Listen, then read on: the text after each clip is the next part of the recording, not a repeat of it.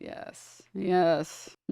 Yes. Yes. Zohran finding out Dick Cheney died. Oh no! Anyway, want to go cast my vote for myself really quickly? Ah, yes. Just crack that bitch open. Yes. All right. Guys, you already know what to do. You already know what to do. If I speak, I will be in big trouble. Yeah. Oh, dude. I have to say, I really love the people getting offended at like anyone not giving a fuck that Dick Cheney died. It's like, this guy was a fucking warmongering piece of shit. Like, even the media covering his death is saying that. Like, we just listened to a CBS piece saying, this guy really loved murder. He really liked torture. And when we asked him about torture, he was like, well, it was legal when I did all the torture. So, was it really torture? Yes. Are we sure? Uh-huh. We are 100% sure that what you did was torture. But are we really sure? Like, can we double check the footage there? Because it was legal when I was doing it. When I was personally torturing those brown people, it was legal. It's like, oh my God, you're literally a fucking demon. Holy shit. I thought he was dead ages ago. He is one of those people that seems like they would be dead ages ago, but then you remember that evil people live so fucking long. Quote, brown people again. I don't know what to tell you, dude. They were brown. I don't know why this offends you so much. Genuinely, why does it offend you so much? If I say white people like putting raisins in their potato salad, would you get offended and be like, it's Americans, okay, stop, it's Americans? Because it's implying racism. So do you watch like the news and when they're like, man was killed on the street, African-American male, age 27, blah, blah, blah. Do you get offended? When you watch that, like, is the news cycle terrifying for you? It's a descriptor, right? Is it like sexist for me to call you a man? For me to be like, you are a man? Is that like, what? Mm-hmm. Will Trump sell the Bitcoin reserve to pay air traffic controllers during the shutdown? No. He's going to sell all the Bitcoin so that he can pay for another ballroom. Okay, it's really important to him. You'll have to excuse his comment. He was due for his 11 a.m. daily dose of virtue signaling. Shut up. They went to war in the Middle East there. People are brown there. Yeah, which means he killed and tortured brown people. It's just a statement of fact. This is the equivalent of getting mad that someone's saying water is H2O and you're like, no, it's water. You're implying it's something else. It's like, no, that's just like describing what it is, dude. Hello? You good, man? Why is brown people being brought up so often, huh? I think you might be a little bit fried, Chatter. I think you might be a little bit fried. You might just be thinking about brown people a little too often. Alrighty.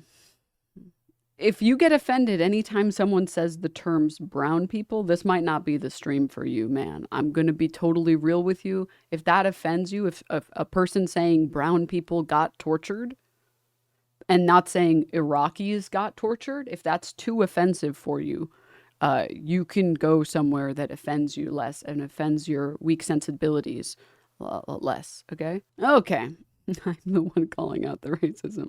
Throwing race in there when it's no reason for it is just wrong. Oh my God, dude. You're actually an idiot. But you can keep typing. You guys can play with your food. Okay, moving on. I'm done. I'm bored with that chatter. He's just going to, every time I type brown people or say brown people, he's going to be like, why are you bringing up brown people again? Which is boring. So, okay, moving on. We have a lot to get to. Voted Zohran this morning, found out Cheney is dead, revolution starting glorious. I mean, I wouldn't call it a revolution. I'd just call it a lot of good omens. I would call it a lot of good omens. Now, I am super excited. Let me pull this shit up. I got a nice bit of prep for all of you. I have to say, let me open these tabs. Close. All right, yes. Okay, yes. So early voting is in full swing as New York City is set to elect its next mayor, and new data shows a record number of people, more than 200,000, casting their ballots so far. Now, this is from a couple of days ago, and they had already broken or were set to break all records in New York from the early ballot voting. And I wanted to watch this with you guys as a quick little prepper. Democrat Zohran Mamdani still seen as the front runner despite lukewarm support from some in his own party. We have CNN chief data analyst Harry Enton with us now. All right, yes, Harry, put Enton, the turnout into context for us historically. Yeah, I'll note a historic little anecdote, which was my mother voted early. If my mother's voting early, you can vote early too here in New York City. But let's take a look here at the numbers, what we're looking at so far. You know, in 2025, we're looking at, look at this, already north of 220,000. The entire 2021 campaign only had 170,000 people turn out early, and we're only 3 days into this thing. I think we might be looking at the highest turnout in a New York City mayoral election since at least 2001, which of course was a close affair between Mark Green, the Democrat, and the Republican Mike Bloomberg. And you might have to go all the way back to 1993, when of course David Dinkins, the incumbent mayor, was defeated by Rudy Giuliani, the Republican. Harry, who do you imagine is benefiting from this high early turnout? Oh, Boris, that is the question, isn't it? And if I was a magical person, I could tell you for sure which candidate it was. Person. I am a magical person, but not in that way. I'm a magical person in the way that I'm able to look at the camera, and a magical person insofar as my personality is absolutely fantastic. But I love him so much. I love Harry Toledo. This is the best person they've had on CNN in like literally decades. Actually telling you God, he's who so it's zesty. necessarily benefiting, I'm not quite sure I can do that for you. I think there's good signs for both the candidates. Why don't we start off with a good sign for Mamdani? All right, New York City general election early voter turnout. The top increase in the boroughs versus 2021 is Brooklyn. That is where we expect and where the polling really does suggest that Mamdani is going to do quite well. He did quite well during the primary there. That is also obviously where there are a lot of folks who might agree with Mamdani's further left politics than Andrew Cuomo might necessarily have. So Brooklyn being high in the turnout, that's good for Zohran Mamdani. Now, if you're looking for a good sign for Andrew Cuomo, why don't you look at the turnout by age group? All right, this is 2025 New York City and the largest early voting age group. In the primary, The most amazing part about Zohran's campaign is for the longest time, socialists, democratic socialists, Marxists, basically just like progressives and leftists as a whole have been telling Democrats, stop trying to appeal to Republican voters. Appeal to people who aren't voting. Like, some 30% of this country doesn't vote. No matter what the election is, no matter what the cycle is, no matter the candidates, they don't vote because they don't feel motivated to vote by any of the fucking candidates. That is a giant, massive chunk of people in this country, like 100 million people that literally don't fucking vote. And you can appeal to them by having a campaign that actually fucking matters in any way, that actually promises something and shows how it would be delivered. But it's like, no, we have to give the Republicans more ground and say immigration is a problem. It's like 35%, but yeah, not to be pedantic. I mean, even just like, it's more like 35 to 40%. Last I checked, the best case scenario was 2020, where we got like 66% of the vote or something like that. I think it was close to that. So there's always at least 30% just sitting there waiting to be motivated to vote for a candidate. And if you actually, I don't know, make voting less of a pain, not have like insane voting lines and voting booths that are like in the middle of nowhere, if you have easy to access voting booths, you have early mail-in voting, and you actually, I don't know, have a candidate that motivates people to go out and vote, you can appeal to so many people that otherwise currently don't vote. But instead, what do? No, we have to tell the Republicans they're right. Again. Oh yeah, the number, to be very clear, the number is way, way, way more brutal in local elections, which is really depressing because local elections impact your life way more than the president does. Like, the primary reason why some people in this, I mean, I don't need to explain this to you guys. You guys already know this, but like, Roe v. Wade doesn't impact you if you live in a blue state. Whether or not Roe v. Wade is overturned literally doesn't impact you, depending on the state you're in. Like, certain healthcare cuts don't impact you depending on the state you're in. Like, California's healthcare plan is so well funded by its residents that cuts to healthcare across the board, yes, it'll impact Californians, but not to the same degree that it'll impact like people in Missouri, because the state funds enough of its own programs that it doesn't necessarily need as much government backing and as much government funding. So, like, it's really sad that people don't vote in local elections because they're way more important.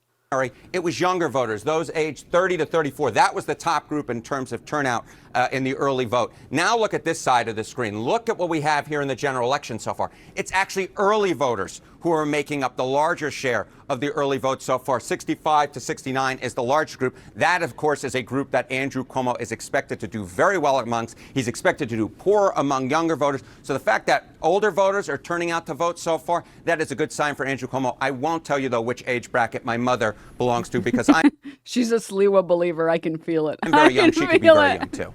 Yeah, very young, magically young, even. Right?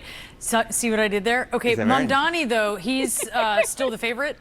Yeah, I think so. You know, you can see it in the prediction markets right here at this particular point. What do we see? The top chances to win New York City mayor, according to the Kalshi prediction market odds. Look, Mamdani has an 86% chance. Andrew Cuomo comes in at 14%. I will say Cuomo's up a little bit from where he was yesterday, but the bottom line at this particular point is Zohran Mamdani is the brainwashing is strong in order for old people to be voting for Cuomo. Dude, can you believe, like, old people are voting for the guy who sent them to nursing homes to fucking die? Like, incredible stuff happening here. Just amazing stuff happening.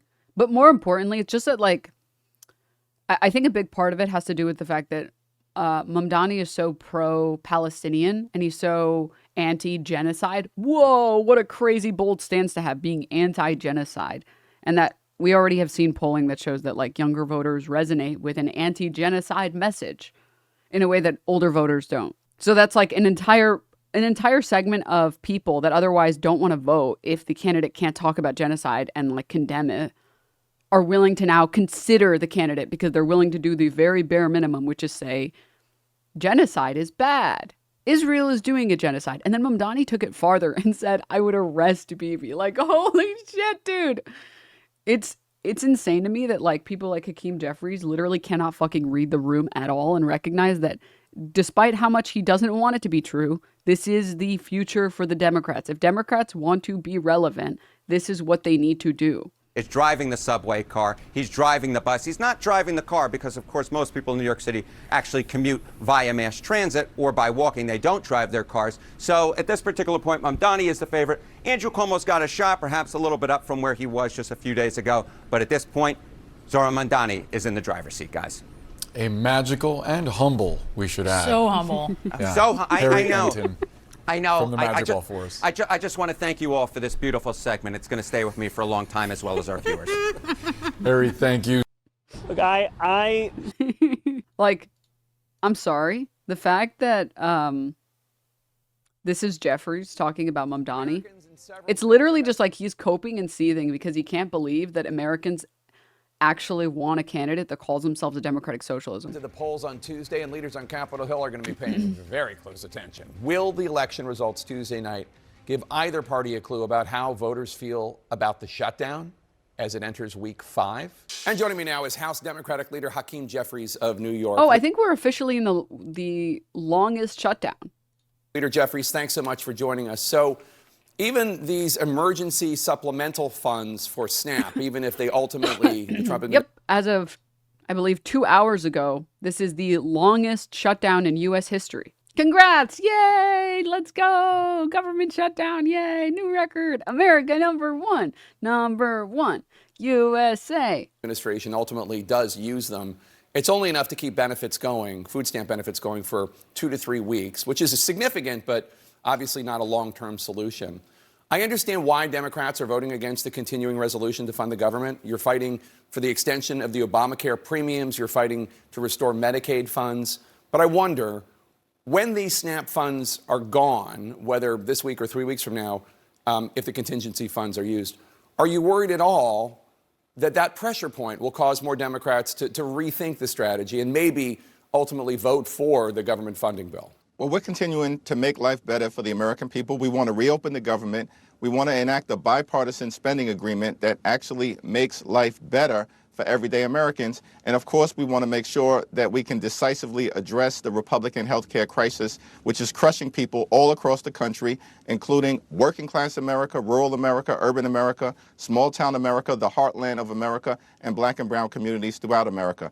It's very unfortunate that Donald Trump and Republicans have decided to weaponize hunger and withhold SNAP benefits, even in contravention of 2 federal courts, which have made clear that not a single person in this country should go without their nutritional assistance, and, of course, that the funds exist. to make sure that those SNAP benefits are paid through November, as has been the case with Donald Trump and his administration finding funding for other projects, but somehow they can't find money to make sure that Americans don't go hungry. You're refusing to fund the government until Republicans join you to help prevent Americans' health care costs from skyrocketing, as well as to restore some of the money from Medicaid that was cut.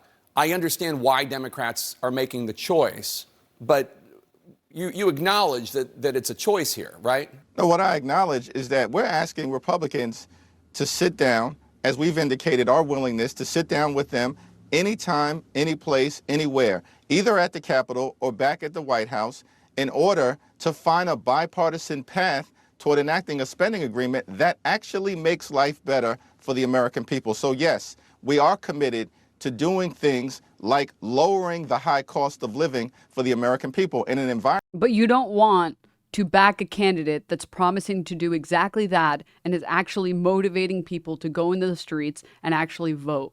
Where Donald Trump promised to lower costs on day one, but costs haven't gone down, costs are going up. Just like, listen to this fuckhead have the audacity to say that he cares about bringing down costs for everyday Americans, and then listen to what he has to say about Mamdani.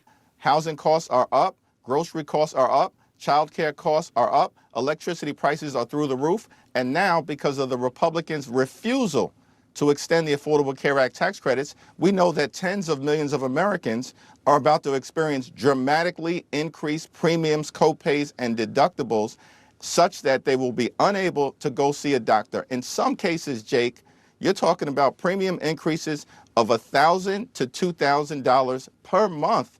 That is completely and totally unsustainable, unacceptable, and un-American. He wants to bring down costs, but not with the scary socialist guy. He's so scary. Well, he wants to bring down costs by just asking the billionaires if they could please bring down the costs. I understand, but the decision to not fund the government means very real pain caused today. People not getting paychecks today and SNAP funds today. And then obviously at airports across the country, delays are getting worse due to air traffic controller shortages. The FAA says that in the New York area, nearly 90% of air traffic controllers are out. The White House says that Thanksgiving travel could be a disaster if this shutdown continues that long. Are Democrats prepared to keep the government closed through Thanksgiving if it comes to that? The question is, why are Republicans continuing to keep the government shut down? They have the House, the Senate, and the presidency. Donald Trump just made clear over the week. Not me about to respond to the chatter by saying Jack Tapper instead of Jake Tapper. Repeatedly that Republicans have the ability to reopen this government. They don't want to do it because they'd rather continue to gut the health care of the American people. And here are some questions that need to be asked. Why have House Republicans remained on a taxpayer-funded vacation for the last 6 weeks? They keep canceling votes. They've canceled votes for next week. Of course, they are unserious as it relates to reopening the government. Why has Donald Trump spent more time on the golf course, including this weekend, than he has in talking to Democrats on Capitol Hill who represent half of the country? It's because apparently Donald Trump is uninterested in reopening the government. He doesn't want to stand up for hardworking federal employees. They fired and like more than this is everything that is wrong with like the current modern Democratic Party. Spending all of this time talking about fucking Donald Trump and saying Donald Trump doesn't care about you instead of refocusing the conversation about what you want to do for the American people.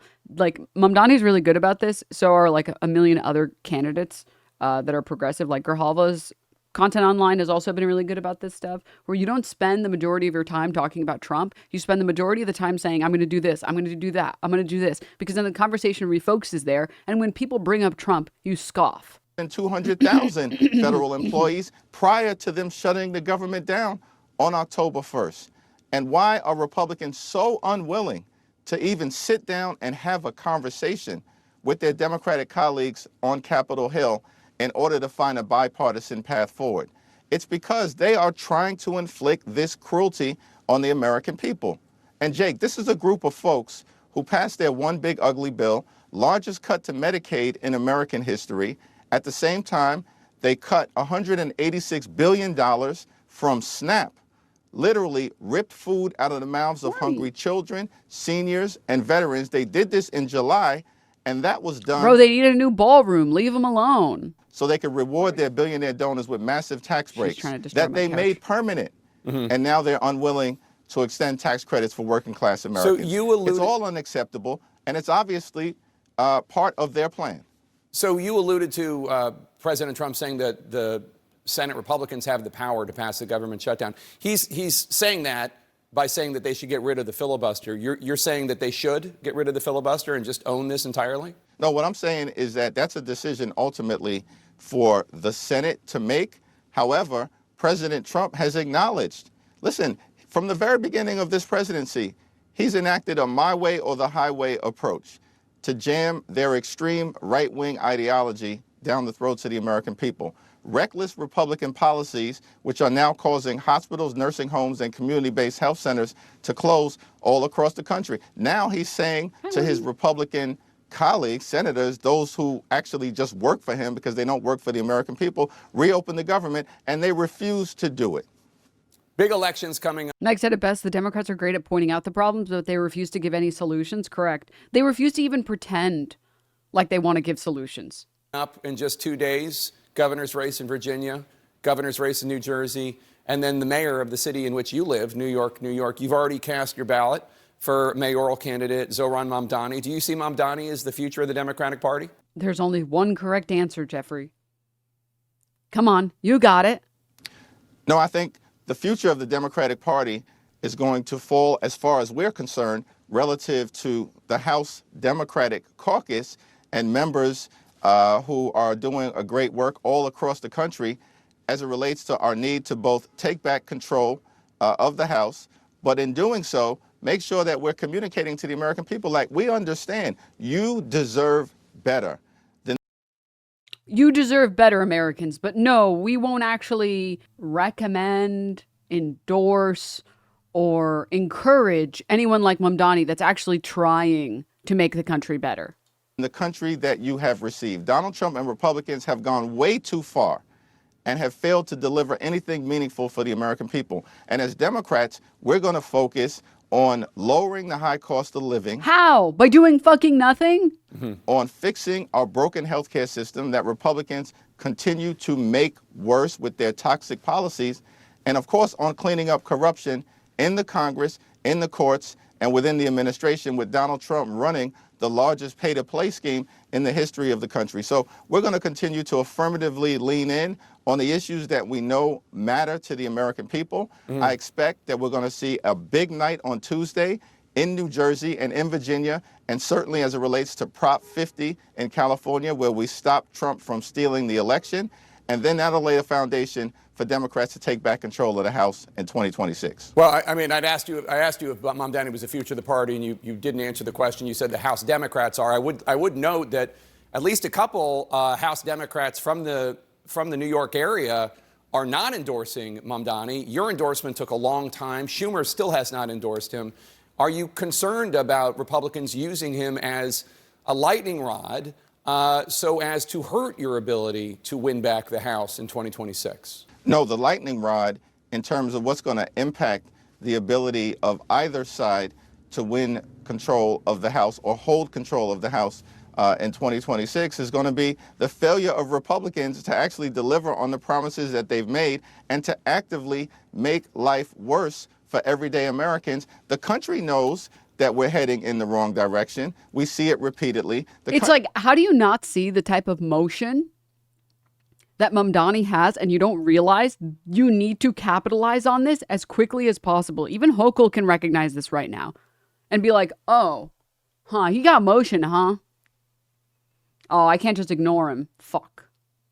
Okay, all right. He does. His AIPAC donors don't really like it, though. The country knows that Republicans have refused to make health care affordable and are actively making it unaffordable, depriving working class Americans of their ability to see a doctor when they need one. And the country knows that Republicans... Sorry, these chatters make me laugh so hard every single fucking time. Are you going to speak or give an opinion at any point? There we go. why do you, I don't understand why people come in and just like self-own. They're like, you don't say anything. Oh, there, you did it. You said something. So you admit that I react to things? Like, what's the epic own here? Just like making yourself look like a fucking dipshit in front of like thousands of people? Bro, like, come on, have a little self-respect. Please, for the love of God. Like, actually, like, just don't be a fucking dumbass in front of somebody. At least be a dumbass in private, dude. Come on. He just really likes Hakeem Jeffries, Denim. Leave him alone. Policies have been all about the wealthy, the well-off, and the well-connected, and they have not focused on making life better for everyday Americans. We will as House Democrats. All right, House Democratic Leader Hakeem Jeffries of New York, thank you so much for your time today, sir. Appreciate it. Thank you. And what is he doing in his spare time? Surely he would be talking about the insane motion that Democrats have had for the first time in ages. Nope. No. He's making Instagram stories about the extremists are all in on the pedophile protection program, but they could care less about healthcare for everyday Americans. It's like, you saw that interview we watched earlier where Mamdani has to like play, how quickly can you get X, Y, and Z word reassociated back to Americans and making things affordable? There is such an easy opportunity for so many Democrats to just completely shill and just use Mamdani for their own benefits and be like, oh, Mamdani's great. Anyway, so what I want to talk about is, but they're not even willing to use him. It's so sad. Hi, everyone. I'm not from the U.S. When will the election results come in?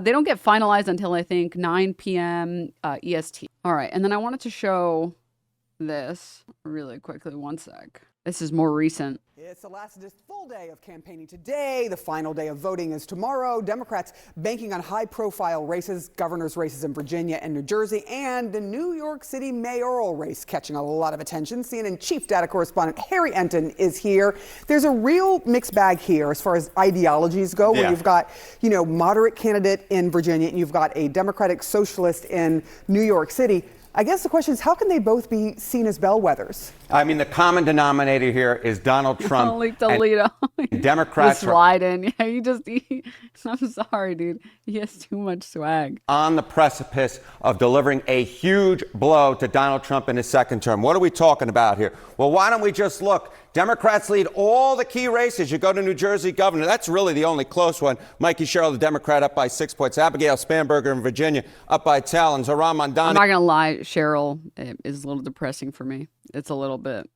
Up by 16 points in New York City. The bottom line is this. Yes, there are ideological differences between the Democrats, but the key common component is they are all going after Donald Trump. And all the Democrats lead from New Jersey to Virginia to New York City. They all lead the Republican and independent opponents. How much is he impacting the cases? And never mind that they want to beat him in their minds. It's sort of like, hey, this is to show you that we can beat you. But how much is he affecting these? I mean, look, Donald Trump is a huge, huge drag in all of these races. Look at his net popularity ratings. In New Jersey, he's 11 points underwater. Virginia, 14 points underwater. Not much of a big surprise in New York. Why does the Cheryl thing depress you? Because it's like, I get that New Jersey isn't as like blue as New York is, but you would hope that New York wouldn't need their Democratic candidate to get like 7,000 endorsements last second to be able to win. But unfortunately, Cheryl has the same problem that all the other Democrats have, where she doesn't motivate people to go vote for her the way that like Mamdani does. Right? Because they don't want to run on anything that's actually New Jersey is the landlocked extension of Staten Island. Yeah. Yeah. Impactful. Exactly. Correct. Her policies are fucking dog shit regardless. No substance, no motion. Yeah. I mean, she's just like very run of the mill establishment Democrat. Very like, here, like, let me see if I can find something. I don't know how else to explain this, but it's very like Pete Buttigieg. Now it's become at the breaking point. Now on the Republican ticket is former state assemblyman Jack Ciattarelli. He's making his third try for the office, and in 2021, he came just 3 points away from winning with 48% of the vote. His big focus has been cutting taxes and safety. Property taxes, electricity rates are sky high right now.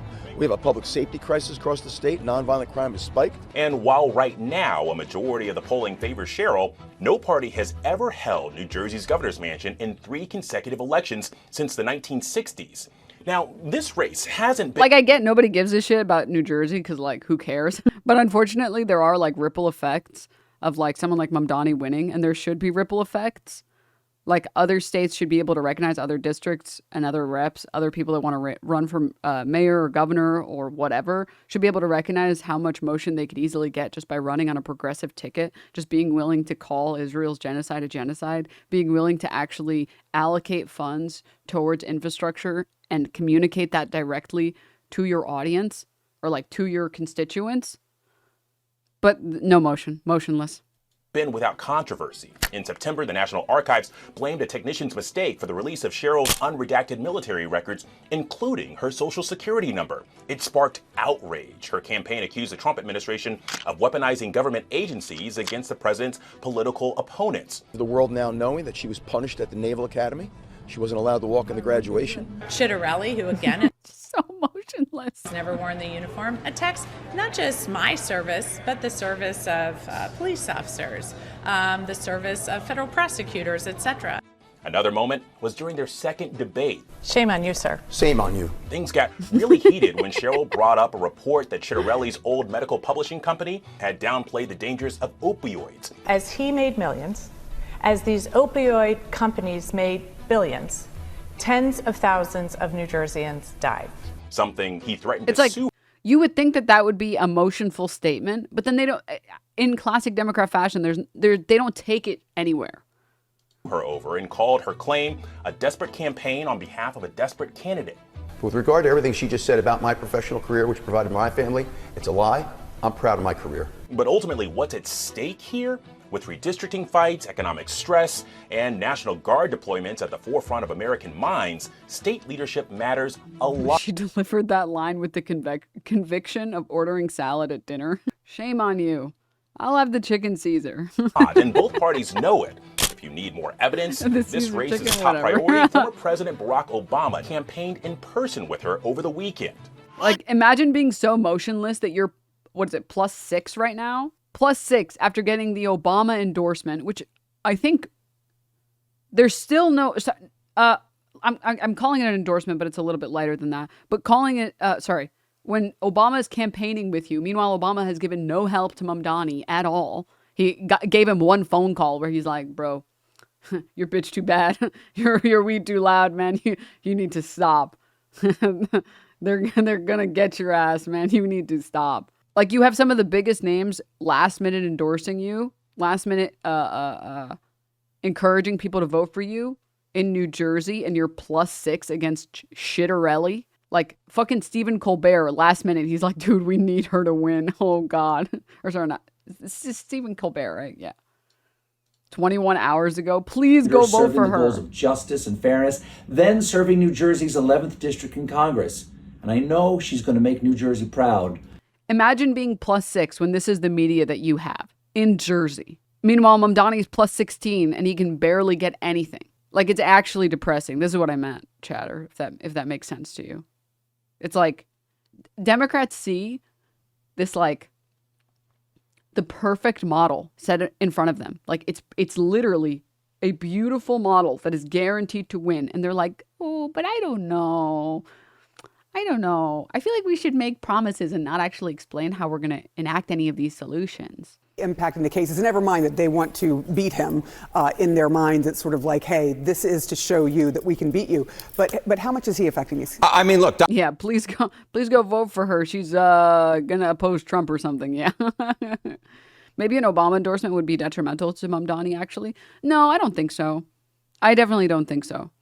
I think a Trump endorsement is actually one of the worst things Cuomo got. Like, I think if there was ever a nail in a coffin, dude, Cuomo getting an endorsement from Trump is crazy. It's like, are you trying to get people to not vote for him? You might have convictions. That's so scary.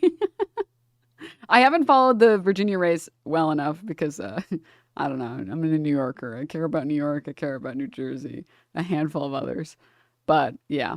Donald Trump is a huge drag in all of these races. Look at his net popularity ratings in New Jersey. He's 11 points under. Why did Trump endorse Cuomo? He has a -35 points in New York.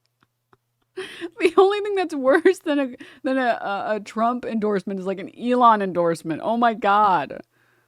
Did you see the clip of someone talking to Cuomo telling him Trump endorsed Cuomo and then he hung up on the call? No. Can you please link that? Oh my God.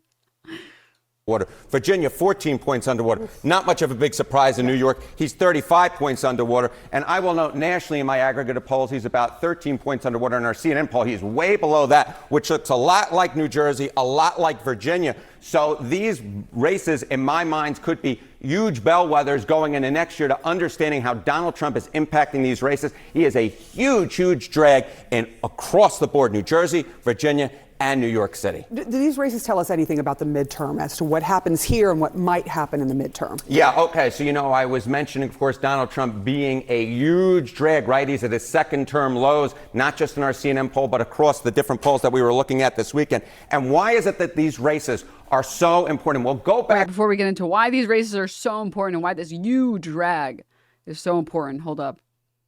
I want to see this Cuomo thing. 60 Minutes, Cuomo, saying that you're his guy. No. Trump said you're his candidate. If he had to pick a bad Democrat or what did he say? Or a communist. Or a communist, he's picking you. Hello? Leaves, fails to fails to elaborate. I was going to say evaporate. What did he mean by this? Oh my God. I think that they cut him off. I think he might have actually evaporated. I think he had to rap. You just get, oh, I really wanted to hear that answer. That's what I was going to ask you. Ebro just got spicy. Oh. I heard a click before the boop. Wow. Okay. Oh well. Your boy was just on They got your mans in 4K. Oh my God, dude. Oh my God. Sorry, can I just run it back really quick? 60 Minutes, Cuomo, saying that you're his guy. I got your mans on 60 Minutes saying you're his guy. No. No. Trump said you're his candidate. If he had to pick a bad Democrat or what did he say? Or a communist. Or a communist, he's picking you. Hello? I think that they cut him off. I think. Oh, dude, he's mad. He's mad. He's like, dude, why would you do that? Stop. The whole point was that we were supposed to do good cop, bad cop sort of situation here. Like I was supposed to say, oh, I hate this guy. He sucks. And you're supposed to say, me too. And then that's it. Oh my God. It's like conservatives, let's just be real. Conservatives in New York are not, most of them are not good. Listen, the crazy people in New York are the ones voting for Sliwa. All right? Let's just, again, let me be clear. The conservatives are already voting Cuomo. All right, let's get back to Holy Toledo. Through history we're looking at this weekend. And why is it that these races are so important? We'll go back through history, jump in that DeLorean. Look at what has happened when Democrats sweep New York City, New Jersey, and Virginia governor. They won the U.S. House the next year 5 out of 5 times in the last 90 years. You go all the way back to the FDR administration. So the bottom line is this. When Democrats do well in these off-year elections, when they sweep New Jersey, Virginia, and New York City, historically speaking, that means they go on to win the U.S. House of Representatives the next. And this is on top of Prop 50, which Republicans totally fucked up the messaging on, because their entire messaging on Prop 50, there was a really good video from, as much as I hate to watch Wall Street Journal videos, they did a really good video on Prop 50 for people that aren't really informed on it. And the messaging that Republicans had, wait. Let me finish my thought and then we'll go forward. Sorry. Sorry, I just saw something amazing that I need to share with all of you. Which thing is Prop 50? It's the redistricting in California that's pro-gerrymandering of more Democrats, since Republicans in Texas have decided to gerrymander Texas to the point where all of Texas would be red, essentially. But their entire messaging on why they should redistrict and why they should gerrymander is that, well, realistically speaking, the Texans, what they really want is Republicans. So we're just drawing the maps better to show people that this is what they want. So we're helping them get what they want. And then retaliatory politics, surprise, surprise, effective. Retaliatory gerrymandering, as you might call it. Yeah. Saying, hey, okay, well, we're just redrawing the maps to give people what they better want. This is what they want anyways. And they have no counter argument, nothing. Because this is the entire argument that they've been making for the past year. Okay, so I want to show that, but, sorry, breaking. Apparently, Cuomo's, I just saw this 13 minutes ago. Cuomo had to clear his name and say that Trump doesn't fuck with him, we swear. Right now, the New York City mayoral candidate Andrew Cuomo is now speaking after voting in a Manhattan precinct. I want to listen to this. Listen. I want to thank them. Trump, are we still talking about that creep? For everything they've done. Doing it as a family is special. I did it with my father for many campaigns. A lot of good memories, and it's nice to carry on that legacy. I want to thank you guys who have been on the campaign trail, because this was a long one and this was a hard one, and you guys had to run all over this city, and I know what that's like. And then you had to deal with candidates, which is not always easy. I'm always a pleasure, like some of the others. So job well done. For you guys, and I know it's been a long one. I'm feeling very good. I feel the momentum is on our side. The momentum is on our side. Meanwhile, every single poll shows Mamdani winning, which, like, I get it. You know, like, polling is not the end-all, be-all. But the fact that he won the primary so hard that you had to register as a fucking independent like a goddamn loser. But now, this is the last I checked. These are all of the polls organized right now.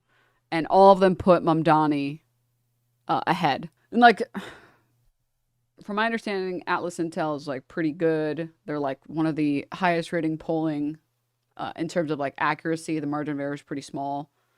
And the fact that every single poll, every single one is showing him ahead. But it's like, it's so obvious if you just like look at the two candidates interact with each other or interact with their base. It's like Cuomo is totally fucking motionless, completely motionless. And then these are Democratic primary polls. Polls of New York City mayoral primary, including simulated ranks. So this is, yeah. But moving on. If you watch the polls, momentum is on our side. Moving to us. I've been on the street. I feel it from people. I can tell you this, I voted a lot of times. It's the first time I ever walked into a polling place and the polling place cheered for me. So that's a good sign. And the record turnout is a good sign. I think it's going to be a record. And then everybody clapped. And it's because New Yorkers are concerned. New Yorkers are concerned about New York. And so I'm feeling very good about that. And everything I hear from people is good. So we're going to keep working today. It's not over till it's over. Run through the tape. We're going to be moving around today. Make sure people get out. It's a beautiful day. Get out and vote. The most important election of my lifetime. And I'm not a kid, but this is the most important election of my lifetime. This is going to determine the future of the city. Sorry, I must have missed something. Why did he say I'm not a kid? Of New York. May also determine the future. Oh, as in to say, like, he's lived a long time and that this is the most important election, which means something because he's a fossil. Is that supposed to be the idea there? Oh, okay, that's fucking stupid. The Democratic Party. So get out and vote. Thank you. The president just Trump endorsement. Do you accept it from the president? The president does not support me. He literally said he would pick you over Mamdani, dude. Stop. No. The president opposes Zohran Mamdani. The president believes Zohran Mamdani is a communist. He believes he's an existential threat. I believe he's a socialist and an existential threat. And not a dress-up socialist, right? Their school of socialism, this Democratic Socialists of America, government controls the means of production. No private ownership of real estate, abolish jails, decriminalize prostitution. This is frightening. What's wrong with the last one? Oh, is it because, like, then you have to pay and you don't get to just assault them for free? Okay, that makes sense. Stuff. And I think that's why you're seeing New Yorkers react and New Yorkers turn out. I'm offering the exact opposite. Safer New York, 5,000 new police, 1,500 police on the subways. Make New Yorkers feel safe again. You want to bring the... Make New Yorkers feel safe again, except for women. Women, you are not New Yorkers. You are not safe. Everyone else, you are New Yorkers. You are safe. Cost of housing down, which we have to do. You have to build more affordable housing. There's supply and demand. There's nothing tricky to it. The trick is having the competency and the ability to make the government work to actually build 100,000 units a year. And that's about making the government work, which is what I have done all my life. And by work, do you mean making the government work for you when you spend tens of millions of dollars on lawsuits because you can't stop sexually assaulting women? Is that what you meant? And that's how you really make change. You make change by understanding how to run the government, tackle the obstacles, move the bureaucracy, move the politics to actually make progress. That's LaGuardia Airport, that's Kennedy Airport, that's 2nd Avenue subway. That's the same story over and over and over. You want to make change in government? You think it's easy? You go and say, I want to make change. You know what they say? You can't. You can't. They give you a list of 1,000 reasons why it can't happen. The bureaucracy pushes back. You have to learn how to make that government work to actually deliver for people. Governor, and that's what I've done all my life. President Trump just... It's really funny because if you were to ask me who'd be the first person to say, my hands are tied, I can't do anything, I would absolutely respond Cuomo. And this is the problem with like Cuomo's entire race. He thinks New Yorkers are stupid. And that's why they're going to vote for him. And that's like the exact wrong direction to take. Like, there's not a New Yorker that wants to vote for a guy who thinks that they're stupid, who wants to fucking con them. Sorry, I can't tell if this chatter is being sarcastic, but it's like 28-minute to go follow. Makes me think not so much. Even Dems don't want communism. Dog, Mamdani beat Cuomo so hard in the primary that Cuomo had to register as an independent to run. You said on Fox any News Jewish person that would vote for Mamdani would be a Jew hater. Do you agree with him? I don't know if that's true. What the fuck is this question? What is this response? What the fuck? I'm sorry, can I hear that again? I've done all my life. President Trump just tweeted in You said on Fox any News Jewish person that would vote for Mamdani would be a Jew hater. Do you agree with him? I don't know if that's true. He's like, girl, I don't know. Girl, IDK. Last question, guys. International audience, what's at stake tonight? Oh yeah, this meme. Mr. Cuomo, I voted for you so you can stop Zohran from forcing pro-LGBTQ Sharia law communism in New York City. Miss, I'm a fucking pervert. I don't care. I'm gonna molest you. Dude, I've seen this meme.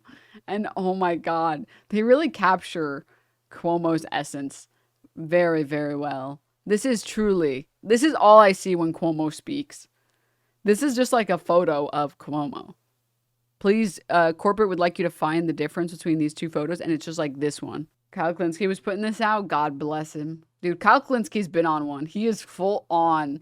He is full sending all the JD Vance, Kirk stuff. Erica Kirk. Holy. But he's Italian. It's his culture. He didn't know. He just didn't know. Journalists giving Cuomo freebies and he just fumbles. Dude. Well, I think what you're seeing is a civil war in the Democratic Party that has been brewing for a while. You have an extreme radical left that is run by the socialists. The extreme radical left is run by the socialists. Challenging what they would call moderate Democrats. I'm a moderate Democrat. And that contest is what you're seeing here, but you're seeing it all across the country. At one time, the Republican Party had a challenge from the far right, the Tea Party. And the moderates pushed back the challenge from the Tea Party. This is the inverse. You have the far socialist left challenging the moderates. I'm a Democrat like Mario Cuomo, like Bill Clinton, like Barack Obama. But mostly like Bill Clinton. But really I'm really like Bill Clinton. That guy especially. I'm really like that one. That one I'm really like. Mario Cuomo, like Bill Clinton, like Barack Obama, like John Kennedy, like their grandfather. Also saying I am a Democrat, just like these people, when they literally have an I next to your name because you have to run as an independent. Their other grandfather, Robert Kennedy. That's my school of democratic politics. And that's what I'm fighting for. You block your head is right. All right, Democrats are not extreme socialists. We're not against the police. We don't believe the NYPD are racist. We don't believe they should be abolished. Okay, well, you just lost like a bunch of votes. We don't believe in abolishing jails. We don't believe in doing away with misdemeanors. We don't believe in decriminalizing prostitution. That is not us. We are a party of law and order. David Dinkins, great Democrat. First thing he did when he took office, hire more cops, keep New Yorkers safe. So that's the contest you see happening here. I think if the far left socialists were to win, I think long term it would be very detrimental to the future of the Democratic Party. I know. Wouldn't that be amazing? Wouldn't it be amazing if the establishment Democrats all fell because they have no fucking riz, they have no motion, they are for nothing, and all of them got destroyed by a bunch of fucking socialists? That would be amazing. I would be so happy if that happened. Please. This country is not a socialist country. The city is not a socialist city. The state is not a socialist state. Socialism has never worked anywhere on the globe. Not Venezuela, not Cuba. It's not going to work in New York City. How'd you go on the All right, you were just listening to Andrew Cuomo, the New York City mayoral candidate, running as an independent now on Election Day in New York City, making his final pitch. And you heard him talk about President Trump's endorsement, saying, this isn't about support for me, it's about opposing Zohran Mamdani. He has said that multiple times since